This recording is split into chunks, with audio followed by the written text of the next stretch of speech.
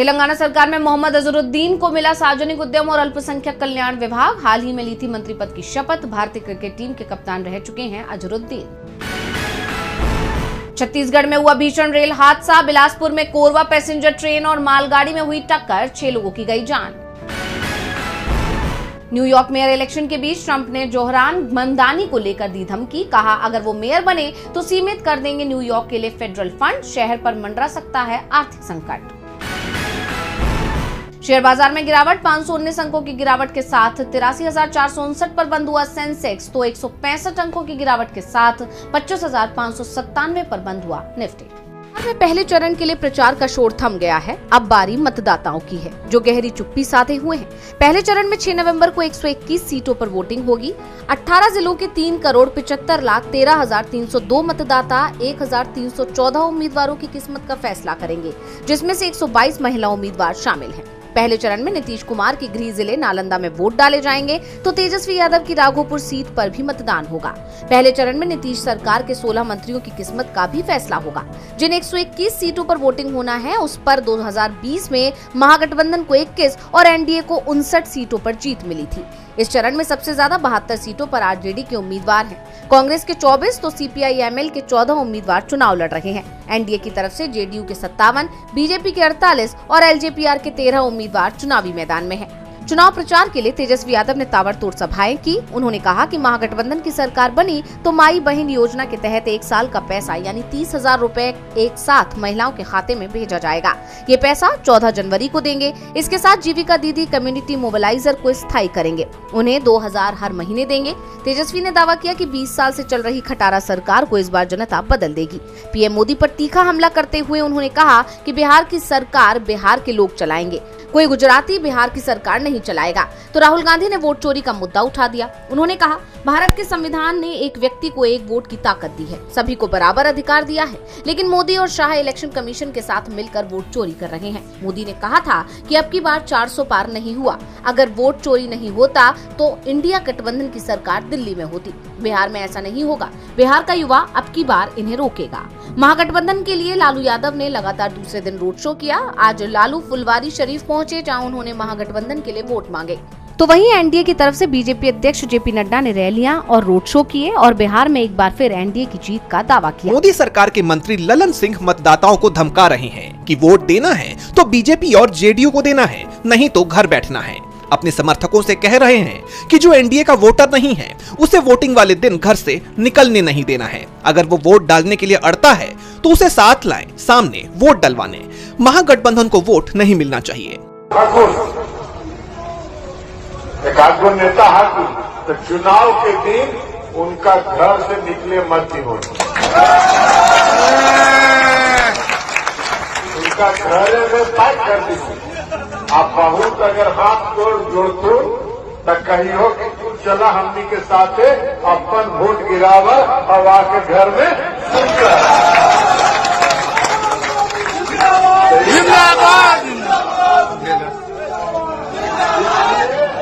इसलिए आज से सब लोग कमान संभाल लें और कमान संभाल के चुनाव में अब समय नहीं। ललन सिंह मोकामा में आखिरी समय तक डटे रहे। अनंत सिंह जो मोकामा से जेडीयू के उम्मीदवार हैं, जिन्हें विपक्ष के कार्यकर्ता की जान लेने के मामले में गिरफ्तार किया गया है, ललन उनके लिए प्रचार कर रहे हैं, उनके लिए जनता को धमका रहे हैं। और सबसे बड़ी बात तो ये है कि चुनाव प्रचार खत्म होने तक ललन सिंह मोकामा में ही डटे रहे।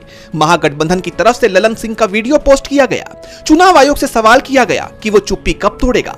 ललन सिंह को तुरंत चुनाव प्रचार करने से रोका जाए। आरजेडी ने इसकी शिकायत की तो चुनाव आयोग ने ललन सिंह के खिलाफ एफआईआर करा दी, नोटिस भेज दिया, लेकिन चुनाव प्रचार करने से नहीं रोका। जिसका फायदा उठाते हुए ललन सिंह ने मोकामा में 13 किलोमीटर लंबा रोड शो कर दिया। ऐसे में चुनाव आयोग पर सवाल उठ रहे हैं कि क्या वो टाइम काट रहा है, क्योंकि पहले चरण का प्रचार भी खत्म हो चुका है। ललन सिंह के दबदबे वाली सीटों का प्रचार खत्म हो गया है। अब अगर उन्हें 24 घंटे या 48 घंटे के लिए प्रचार से रोका भी जाता है तो एनडीए को ज्यादा फर्क नहीं पड़ेगा। ऐसे में सवाल चुनाव आयोग से किए जा रहे हैं कि अगर ललन सिंह की जगह एनडीए विरोधी कोई नेता होता तो भी क्या चुनाव आयोग का इसी तरह रवैया होता। फिलहाल मोकामा सीट पर तनाव बना हुआ है और चुनाव आयोग सवालों से घिरा हुआ है। देश के 12 राज्यों और केंद्र शासित प्रदेशों में विशेष गहन पुनरीक्षण यानी SIR के दूसरे चरण की शुरुआत होते ही चुनाव आयोग की मुश्किलें बढ़ गईं।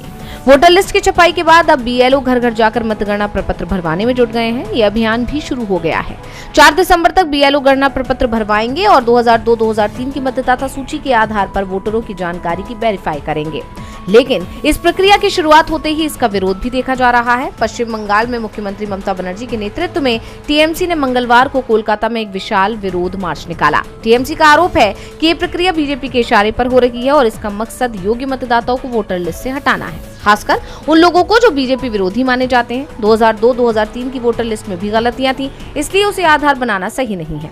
TMC नेताओं और समर्थकों ने कोलकाता में अंबेडकर प्रतिमा से लेकर जोड़ासांग को ठाकुरवाड़ी तक जुलूस निकाला, जिसमें ममता बनर्जी और अभिषेक बनर्जी ने भी हिस्सा लिया। जुलूस में सभी धर्मों के प्रतिनिधि शामिल थे। इस दौरान ममता बनर्जी संविधान की प्रति हाथ में लिए नजर आई।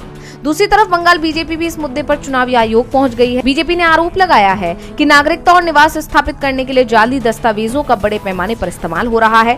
पार्टी ने 24 जून के बाद जारी जन्म प्रमाण पत्रों को स्वीकार न करने और अन्य दस्तावेजों की कड़ी जांच की मांग की है। चुनाव आयोग इस प्रक्रिया को वोटर लिस्ट की शुद्धता सुनिश्चित करने का प्रयास बता रहा है, लेकिन बिहार SIR का मुद्दा पहले ही सुप्रीम कोर्ट में होने के बावजूद 12 राज्यों में इस प्रक्रिया को शुरू करना इलेक्शन कमीशन के लिए नई मुसीबत बन गया है। पहले चरण की ही तरह SIR के दूसरे चरण में भी विपक्ष और चुनाव आयोग एक बार फिर आमने सामने आ गए हैं। महाराष्ट्र में निकाय चुनावों का ऐलान हो गया है, लेकिन मुंबई, पुणे, ठाणे जैसे बड़े नगर निगमों में चुनाव का ऐलान नहीं किया गया है।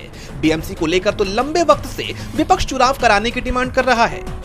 BMC को लेकर तो लंबे वक्त से विपक्ष चुनाव कराने की डिमांड कर रहा है, लेकिन अब कहा जा रहा है कि BMC का चुनाव जनवरी में कराया जा सकता है। लेकिन 246 नगर परिषदों और 42 नगर पंचायतों के चुनाव का ऐलान जरूर राज्य चुनाव आयोग की तरफ से कर दिया गया है। राज्य निर्वाचन आयुक्त दिनेश वाघमारे ने चुनाव की तारीखों का ऐलान करते हुए बताया कि नामांकन जमा करने का काम 10 नवंबर से शुरू होगा। नामांकन जमा करने की आखिरी तारीख 17 नवंबर है। मतदान 2 दिसंबर को होगा, जबकि मतगणना अगले दिन यानी 3 दिसंबर को होगी। वाघमारे ने कहा कि मतदान 31 अक्टूबर 2025 तक की वोटर लिस्ट के आधार पर कराया जाएगा। निकाय चुनाव में EVM का इस्तेमाल होगा। इसके लिए राज्य भर के 13,355 मतदान केंद्र बनाए जाएंगे। यानी विपक्ष जिस मतदाता सूची को फर्जी बता रहा है, EVM की जगह बैलेट पेपर से वोटिंग की डिमांड कर रहा है, उसे चुनाव आयोग ने ठुकरा दिया है। वाघमारे ने कहा है कि इन चुनावों में कुल 86,859 सदस्य और 288 अध्यक्ष चुने जाएंगे। 246 नगर परिषदों में 10 नवनिर्वाचित और 236 पहले ही कार्यकाल समाप्त कर चुके निकाय शामिल हैं। वहीं 42 नगर पंचायतों में 15 नवनिर्वाचित और 27 पुरानी पंचायतें हैं। वाघमारे ने बताया कि अभी 29 नगर निगमों, 32 जिला परिषदों और 336 पंचायत समितियों के चुनाव कार्यक्रम की घोषणा नहीं की गई है। इस पर भी जल्द ही फैसला ले लिया जाएगा। शिवसेना UBT प्रमुख उद्धव ठाकरे ने वोट चोरी के गंभीर आरोप लगाते हुए राज्य चुनाव आयोग और केंद्रीय गृह मंत्री अमित शाह पर जोरदार प्रहार किया। ठाकरे ने अपने निवास मातोश्री पर मीडिया से बात करते हुए बताया कि उन्होंने चुनाव आयुक्त को पत्र दिया है और साफ मांग की है कि जब तक वोटरों की संशोधित और साफ सुथरी बिना गलती की लिस्ट तैयार नहीं होती, तब तक निकाय चुनाव नहीं कराए जाने चाहिए। उन्होंने कहा, हमने चुनाव आयुक्त को पत्र दिया है कि इतना सारा गड़बड़ घोटाला उजागर होने के बाद त्रुटिपूर्ण मतदाता सूची पर ये इलेक्शन नहीं होना चाहिए। ये चुनाव आयोग की भ्रष्ट प्रैक्टिस है और वो किसकी नौकरी कर रहे हैं, ये अब धीरे धीरे उजागर हो रहा है। ठाकरे ने सरकार पर जेनजी से डरने का आरोप लगाते हुए पूछा कि 1 जुलाई के बाद मतदान का अधिकार पाने वाले युवा वोट क्यों नहीं डाल पाएंगे। उन्होंने कहा कि परसों एक विशाल मोर्चा निकला, जिसमें संयुक्त महाराष्ट्र आंदोलन के बाद पहली बार लगभग सभी राजनीतिक दल महाराष्ट्र में एकजुट हुए और उन्होंने सरकार या चुनाव आयोग से जवाब मांगा। उन्होंने केंद्रीय गृह मंत्री अमित शाह को निशाना बनाते हुए अपने एनाकोंडा वाले बयान को दोहराया। ठाकरे ने कहा, शाह एंड कंपनी को लगता है कि शिवसेना खत्म हो गई है, असली एनाकोंडा सब कुछ निगल जाना चाहता है। उस एनाकोंडा का विरोध सिर्फ शिवसेना करती है, इसलिए उसे शिवसेना पसंद नहीं है। उद्धव ठाकरे ने चेतावनी दी कि उनकी पार्टी अब शाखाओं से मतदाता पहचान केंद्र शुरू कर रही है, क्योंकि इस वक्त जो सो गया वो खत्म हो गया। ठाकरे सहित महाविकास अघाड़ी के इस हमले से बीजेपी और चुनाव आयोग पर दबाव बढ़ गया है और फिलहाल जिस तरीके से इस मुद्दे को विपक्ष ने उठाया हुआ है, उसको देखकर फिलहाल ये मामला थमता हुआ नहीं दिख रहा है। केंद्रीय गृह मंत्री अमित शाह ऐलान कर रहे हैं कि बांग्लादेश की सीमा पर बाड़ लगाने के काम में तेजी लाई जाएगी। जिस हिस्से में बाढ़ नहीं लग पाई है, वहाँ जल्द ही इसे किया जाएगा। बाढ़ लगाकर ही घुसपैठ को रोका जा सकता है। शाह बंगाल में घुसपैठ के बढ़ने के दावे करते रहे हैं, तो TMC इसे केंद्र सरकार की असफलता बताती रही है। साथ ही बाढ़ के मुद्दे पर केंद्र सरकार को भी घेरती रही है। लेकिन अब इस मामले में बीजेपी के साथी ने ही मोदी सरकार पर सवाल उठा दिए हैं। रानाघाट से बीजेपी सांसद जगन्नाथ सरकार ने बड़ा बयान देते हुए कहा है कि हम वादा करते हैं कि अगर इस बार हम चुनाव जीतते हैं तो भारत और बांग्लादेश के बीच की कांटेदार तार वाली बाढ़ खत्म हो जाएगी। हम पहले एक थे और भविष्य में फिर से एक हो जाएंगे। जगन्नाथ के इस बयान के बाद टीएमसी सांसद अभिषेक बनर्जी ने बीजेपी पर तीखा हमला बोला है। उन्होंने एक्स पर लिखा कि बीजेपी की दोहरी नीति अपने चरम पर है। एक और रानाघाट के सांसद कहते हैं कि बीजेपी की सरकार बनने पर भारत बांग्लादेश की सीमाएं खत्म हो जाएंगी और दोनों देश फिर एक हो जाएंगे। वहीं दूसरी तरफ केंद्रीय गृह मंत्री अमित शाह इसी सीमा की सुरक्षा के लिए राज्य सरकार को दोष देते हैं। बीजेपी की चुप्पी ये संकेत देती है कि ये बयान शीर्ष नेतृत्व की सहमति से दिया गया है। जगन्नाथ सरकार का ये बयान उस वक्त पर आया है जब पश्चिम बंगाल में विशेष गहन पुनरीक्षण यानी एसआईआर की प्रक्रिया को लेकर बीजेपी और टीएमसी के बीच टकराव तेज है। बीजेपी इस प्रक्रिया को बांग्लादेशी घुसपैठियों को हटाने का तरीका बता रही है, जबकि टीएमसी इसे गुपचुप एनआरसी कह रही है। ऐसे में जगन्नाथ सरकार के बयान ने बीजेपी को ही मुश्किल में डाल दिया है। जय बीआर गवई ने एक मामले को लेकर केंद्र सरकार के प्रति नाराजगी जाहिर की, जिसकी अब हर तरफ चर्चा हो रही है। दरअसल सरकार ने ट्रिब्यूनल रिफॉर्म्स एक्ट से जुड़ी याचिकाओं को सीजीआई गवई की बेंच के बजाय 5 जजों की संविधान पीठ को भेजने की मांग करते हुए देर रात अचानक ही अर्जी दाखिल कर दी, जिसके बाद सीजीआई की प्रतिक्रिया सामने आई। बता दें कि सीजीआई गवई की अगुवाई वाली बेंच इस मामले की सुनवाई कर रही थी, जो ट्रिब्यूनलों के सदस्यों की सेवा शर्तों को प्रभावित करता है।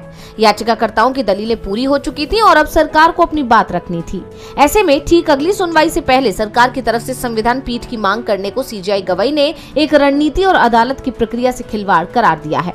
उन्होंने नाराजगी जाहिर करते हुए साफ शब्दों में कहा कि हमें उम्मीद नहीं थी कि केंद्र सरकार इस तरह की रणनीति अपनाएगी और अदालत के साथ ऐसा खेल खेलेगी।